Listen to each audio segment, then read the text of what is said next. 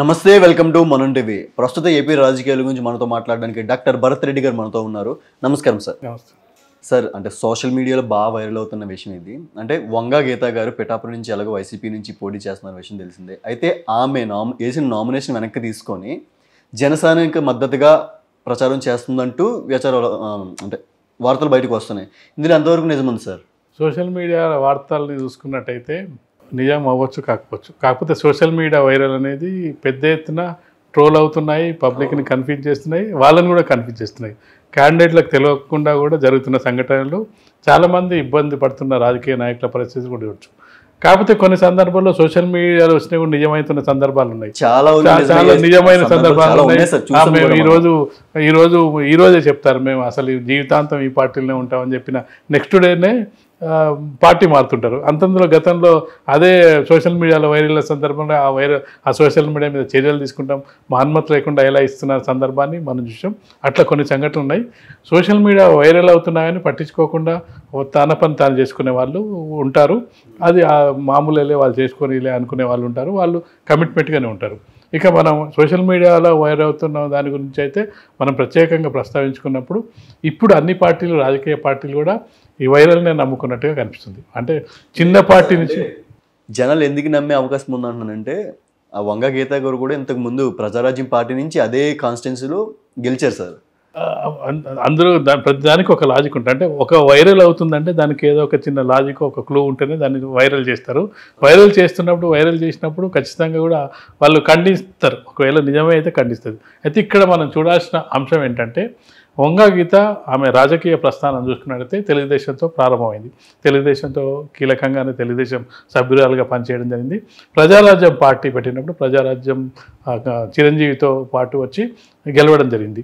దాని తర్వాత ప్రజారాజ్యం తీసుకెళ్లి కాంగ్రెస్ పార్టీలో విలీనం చేసిన తర్వాత ఆమె కూడా విలీనం అయినప్పటికీ అక్కడ ఆంధ్రప్రదేశ్లో కాంగ్రెస్ పార్టీకి పరిస్థితి బాగోలేకపోవడం వల్ల ఆమె వచ్చి మళ్ళీ వైసీపీలో చేరడం జరిగింది. కాకినాడ ఎంపీగా ఇప్పుడు కొనసాగుతున్నారు. ఇప్పుడు అంటే రద్దవుతున్న లోక్సభలో కొనసాగుతున్నారు. లోక్సభ నుంచి కొంతమంది అభ్యర్థులను తీసుకొచ్చి రాజశేఖర్, మన వైఎస్ జగన్మోహన్ రెడ్డి కొంతమంది అటు ఇటు మార్చడం జరిగింది.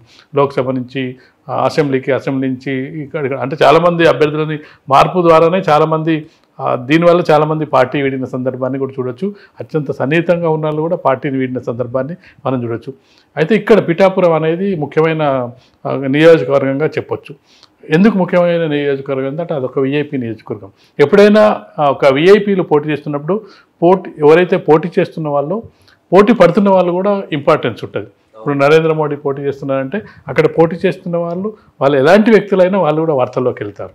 అలాగే జగన్మోహన్ రెడ్డి మీద పోటీ చేస్తున్నారంటే జగన్మోహన్ రెడ్డి మీద పోటీ పడుతున్న వాళ్ళు కూడా వార్తల్లో వ్యక్తులు అవుతారు. వాళ్ళకు గతంలో వాళ్ళకు మామూలు చరిత్ర ఉన్నప్పటికీ ఒక విఐపి మీద పోటీ చేస్తున్నప్పుడు వాళ్ళకు కూడా ఒక హైప్ వస్తుంది. గెలుస్తారా, ఓడిపోతారా, ఎంత పర్సెంటేజ్ ఓటు వస్తుంది, అసలు డిపాజిట్ వస్తారా, అదా సెకండరీ. బట్ ఒక విఐపికి సంబంధించిన కాన్స్టిట్యున్సీ. అయితే పిఠాపురంలో పవన్ కళ్యాణ్ పోటీ చేస్తుండడం వల్ల అది పవన్ కళ్యాణ్ అంటేనే ఒక క్రేజీ, అంటే యూత్లో క్రేజీ, ఆంధ్రప్రదేశ్లో ఇప్పుడున్న ప్రస్తుల క్రేజీ. గతంలోనే ఒక విమర్శ ఉంది ఇది పవన్ కళ్యాణ్ మీద, 2 స్థానాల్లో పోటీ చేస్తే 2 స్థానాల్లో ఓటమి చెందాడు అనేది. అది ఎప్పటికీ ఒక విమర్శగానే కొనసాగింది. గత ఎన్నికల్లో తన నిలబెట్టిన అభ్యర్థులందరూ ఓడిపోవడం జరిగింది. కేవలం ఒకే ఒక జన సైనికుడు గెలిచాడనేది. ఆ గెలిచిన అభ్యర్థి కూడా వైసీపీ వైపు పక్క చూపులు చూడడం జరిగింది. కాబట్టి ఈసారి పిఠాపురం అంటే ఒక సేఫెస్ట్ ప్లేస్ని చూసుకోవడానికి నిర్ణయం తీసుకోవడం జరిగింది. ఈసారి ఖచ్చితంగా అసెంబ్లీలో ఉండాలి పవన్ కళ్యాణ్. దాంతోపాటుగా గతంలో ఒంటరిగా పోటీ చేయడం జరిగింది. ఒంటరి పోటీ చేయడం వల్ల దాదాపు చాలా స్థానాల్లో డిపాజిట్ కోల్పోవడం జరిగింది. అంత పర్ఫామ్ చేయలేదు. నిజం చెప్పాలంటే జనసేన అసలు పర్ఫామ్ చేయలేదని చెప్పచ్చు. ఈసారి కూటమిగా ఏర్పడి కూటమితో వెళ్తున్నాడు. టీడీపీ బలంగా ఉన్నది, అలాగే బీజేపీ సహకారం ఉన్నది. ఈ 3 పార్టీల కూటమితో వెళ్తున్నందులో ఖచ్చితంగా కూడా జనసేన గెలిచే అవకాశం ఉంది. పిఠాపురంలో పవన్ కళ్యాణ్ గెలిచే అవకాశం ఉందనేది జనరల్గా విఐపీలు ఉన్న నియోజకవర్గాల్లో ఖచ్చితంగా వాళ్ళ గెలుపును, ఓటమిని అంచనా వేయడం చాలా కష్టం. ఏదో కొన్ని సందర్భాల్లో మన తెలంగాణ చూసుకుంటే కేసీఆర్ను రేవంత్ రెడ్డి ఒక కామారెడ్డిలో ఓడగొట్టాలనే ఒక చరిత్ర తప్పిస్తే ఎక్కువ స్థానాల్లో వీఐపీలు నిలబట్టే స్థానాల్లో వాళ్ళు ముందు సేఫెస్ట్ ప్లేస్ చూసుకుంటారు, గెలిచే అవకాశం ఉన్న దానికే వెళ్తుంటారు, ఓడిపోయే అవకాశం ఉన్న దానికి వెళ్ళే పరిస్థితులు చాలా తక్కువ ఉంటాయి. అలాంటి సందర్భంగా వైసీపీ ఏం చేసింది ఏంటంటే ఒక సీనియర్ కాకినాడ ఎంపీగా ఉన్న వంగా గీతను తీసుకొచ్చి పిఠాపురంలో అంటే స్ట్రాంగ్ ఉండాలి కంటెస్ట్ అనే విధంగా, దాంతోపాటుగా గతంలో పవన్ కళ్యాణ్కు 2 చోట్ల ఓడిపోయిన ఒక చరిత్ర ఉంది కాబట్టి ఒక మామూలు అభ్యర్థి కాకుండా ఒక సీనియర్గా గతంలో రాజకీయ అనుభవం ఉన్న వంగా గీతను తీసుకొచ్చి పెట్టినట్టయితే అంటే గెలిచే అవకాశం కూడా ఉండేటట్టుగా ప్రయత్నం చేద్దామని చెప్పి వంగా గీతను తీసుకురావడం జరిగింది. అయితే వంగా గీత విషయంలో ఇప్పుడు వస్తున్న ట్రోల్స్ని మనం చూసుకున్నట్లయితే వంగా గీత రాజకీయ నేపథ్యాన్ని అనుబంధాన్ని గురించి మనం ఒకసారి తెలుసుకోవాల్సిన అవసరం ఉంటుంది. అనుబంధం ఏంటంటే ప్రజారాజ్యం పార్టీలో కీలకంగా వ్యవహరించింది చిరంజీవితో పాటు. ఆ అనుబంధంతో అక్కడ ప్రజారాజ్యం మూసివేసినప్పటికీ కాంగ్రెస్ పార్టీలో చేరి కాంగ్రెస్ పార్టీ అక్కడ పర్ఫార్మెన్స్ లేకపోవడం వల్ల వైసీపీలో జరిగింది. వైసీపీలో కూడా ఎంపీగా కొనసాగడం జరిగింది. ఇప్పుడు ఒకవేళ కనుక ఎట్లాగూ ఓడిపోయే పరిస్థితి ఉన్న క్రమంలో ఈ ఎన్నికల నామినేషన్ ఘట్టం పూర్తయిపోయింది, విత్డ్రాయల్ కూడా అయిపోయింది. ఇప్పుడు ఒకవేళ వెనక్కి తీసుకుంటుందా, వెనక్కి తీసుకొని పవన్ కళ్యాణ్కి ప్రచారం చేస్తుందా అన్నప్పుడు అక్కడ వైసీపీ క్యాండిడేట్ ఉండే అవకాశం ఉండదు, ఎవరో ఇండిపెండెంట్ ఉండే అవకాశం ఉంటుంది. ఆ సందర్భంలో హ్యూజ్ మెజార్టీతో ఇండిపెండెంట్ మీద గెలవాల్సిన పరిస్థితి ఉంటుంది. అయితే ఇంత అంటే వంగా గీత లాంటి ఒక 20-25 ఏళ్ళ రాజకీయ అనుభవం ఉన్న ఒక నాయకురాలు అంత ఈజీగా అంటే ఎన్నికల నామినేషన్ వేసిన తర్వాత అంటే పార్టీలో ఒకవేళ ఇష్టం లేకపోతే పార్టీ అభ్యర్థిత్వం ఖరారు చేసిన తర్వాత నాకు ఇష్టం లేదని చెప్పి వెళ్ళిపోతున్న వాళ్ళని మనం చాలామందిని చూసాం. తెలంగాణలో చూసినట్టయితే బీఆర్ఎస్ నుంచి పార్టీ టికెట్ ఇచ్చిన తర్వాత కూడా నాకు టికెట్ వద్దని చెప్పి వెళ్ళిపోయిన వాళ్ళని చూసాం. కానీ టికెట్ తీసుకొని నామినేషన్ వేసి నామినేషన్ డేట్ అయిపోయాక వెనక్కి తగ్గుద్దా అనేది కొంతవరకు ఆశ్చర్యం కలిగించే అంశం. కాకపోతే ఆ పార్టీ మీద అభిమానం ఉండొచ్చు, చిరంజీవి మీద అభిమానం ఉండొచ్చు, పవన్ కళ్యాణ్ మీద అభిమానం ఉండొచ్చు, ప్రచారంలో వెనుకబడి ప్రచారం చేయకుండా ఆగిపోవచ్చు.